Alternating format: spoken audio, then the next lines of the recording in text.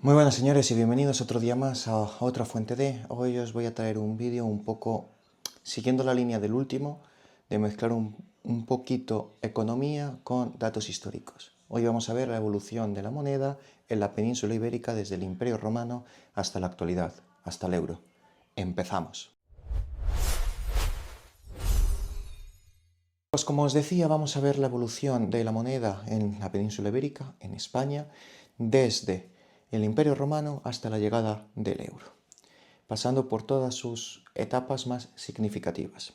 La primera de ellas, el Imperio Romano, se basaba sobre todo en el comercio monetario de metales. ¿Por qué digo metales? Porque sí existían monedas, pero esas monedas tenían normalmente el valor asociado al tipo de metal. Así tenemos el aureo de oro, que era sobre todo bastante escaso para la gente común. Había veces que la gente moría sin ver uno físicamente. Era sobre todo para las élites. El denario, que era la moneda por excelencia, que se ha hecho muy famoso, sobre todo en películas, en series. Tanto el denario como la siguiente, el sextercio, que era de cobre o de latón, se han hecho bastante famosas. Si vemos alguna serie romana o alguna película romana, se habla de sextercios, de denarios, de cuánto cuesta, etc. Son sobre todo las monedas principales. Obviamente también existe el as de cobre y sus mitades o derivadas.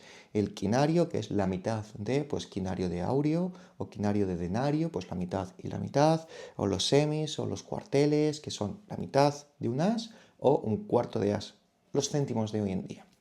Después del Imperio Romano, en la península ibérica, vinieron los visigodos. Los visigodos también se basaban en monedas, pero le daban muchísima importancia al oro. Con el Imperio Visigodo se produjo un poco una recesión en el tema económico. Es verdad que con el Imperio Romano pues teníamos una moneda que servía para gran parte de Europa y también era fuerte en el comercio, aunque hubo sus crisis porque fueron quitando metales, etc. Pero bueno, eso da para otro vídeo. Con el Imperio Visigodo, o con el Reino Visigodo más bien dicho, no hay tanta potencia económica basada en la moneda, es más el trueque. Es verdad que las élites sí que preferían las monedas de oro. De hecho, se da una paradoja porque se acuñaba poco, pero lo que se utilizaba mucho era una moneda, vamos a empezar ya a hablar, internacional del Imperio Bizantino. Así, las dos monedas principales que se utilizaban en la época de los visigodos era el tremis y el sólido. El tremis era más o menos un tercio de lo que se ganaba con el Imperio Romano, de los romanos. Nunca hay que olvidar que son herederos de la parte hispánica del Imperio Romano. Aquí ya había gente, no es por ser visigodos ya hemos cambiado todo. Se fue cambiando, se fueron poniendo sus leyes, etc. Pero había una base sólida y consistente del Imperio Romano.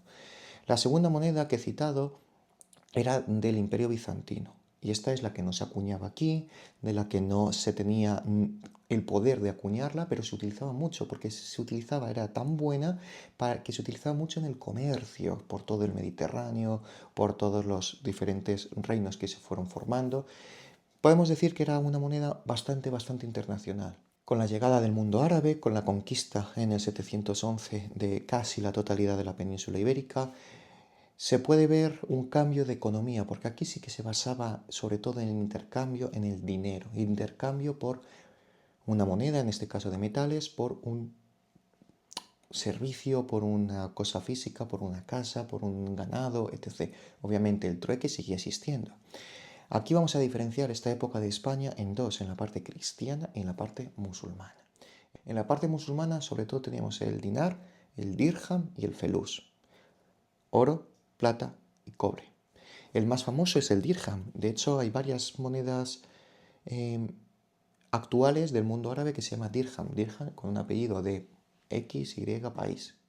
En el mundo cristiano también teníamos monedas que eran de los mismos metales, de oro, plata, cobre, bronce, dependiendo de la época, que era sobre todo el vellón, el maravedí, que empezó siendo de oro, después un poco de plata, terminó siendo de bronce, cobre, pero era la más famosa. Vamos a decir que el maravedí era la moneda más famosa y que más arraigó en la península ibérica, tanto para la clase cristiana como para la clase musulmana. También en el mundo cristiano y en el mundo musulmán hubo comercio y se puede ver que había moneda árabe, moneda musulmán en el bando cristiano y moneda cristiana en el bando árabe.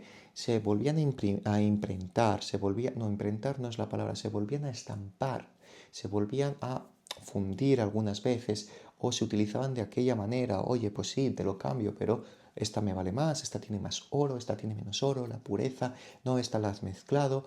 Había comercio, no es que había una frontera opaca, había comercio y también se pagaban tributos, se pagaban beneficencias de por favor no me ataques, etc, etc. Había un intercambio económico. Por otra parte, también hay que pensar que el mundo cristiano tenía varios reinos. Teníamos el doblar en Castilla, que era de oro, y el florín en la corona de Aragón, que también era de oro. El florín también os puede sonar a que ha sido utilizado pues, en Italia, en partes de Europa, etc, etc. Tanto que el doblar no... La dobla no tanto. ¿Ok? Ya una vez que se fue conquistando y pasó la reconquista y ya se tenía un poder más absoluto de reinos cristianos en la península ibérica, con el descubrimiento de América se empieza una nueva etapa. Se toma la base de A8 y se empiezan con los reales de A8, de oro o de plata. 8 reales de plata que equivalen a un real de oro, de las pequeñitas. Vas haciendo escalas y cada 8 vas extendiendo. No es base de 10, es base de 8. El hecho que marcó la reconquista fue la toma de Granada y el descubrimiento de América. Y es aquí donde me quiero meter el inciso. Gracias al descubrimiento de América se tuvo una economía muchísimo más fuerte basado en estos metales, sobre todo en el oro y en la plata. ¿Qué moneda había en el siglo de oro? Pues tenían los escudos y los reales. El real de A8 se considera la primera moneda internacional a nivel global, a nivel mundial. Es verdad que el Imperio Romano tenía una moneda muy fuerte y el Imperio Bizantino también. Tenía una moneda muy fuerte, pero se puede decir que la moneda española, el real de 8 de plata y el escudo de oro, tuvieron una calidad y un reconocimiento internacional tan grande que se empezó a llamar, es la primera moneda internacional del mundo a nivel global. Así como inciso, si vemos el escudo de las monedas de A8, que lo pondré por aquí, se puede ver las dos columnas de Hércules y unas franjas de plus ultra de ir más para allá, más allá. Se dice, una de las vertientes de dónde viene el dólar, el símbolo del dólar, son de esas dos monedas de Hércules y las franjas que lo cubrían del real de 8. ¿Por qué? Porque era internacional y tenía tanta pureza y era tan bueno que todo el mundo lo reconocía. Y de ahí se puede decir que nació el dólar o el símbolo del dólar. Por otro lado, os quería decir que el cambio de época marca también un cambio de economía, pero no se desvanece lo que hay anteriormente. Es decir, en el reino visigodo se podía encontrar todavía monedas del Imperio Romano.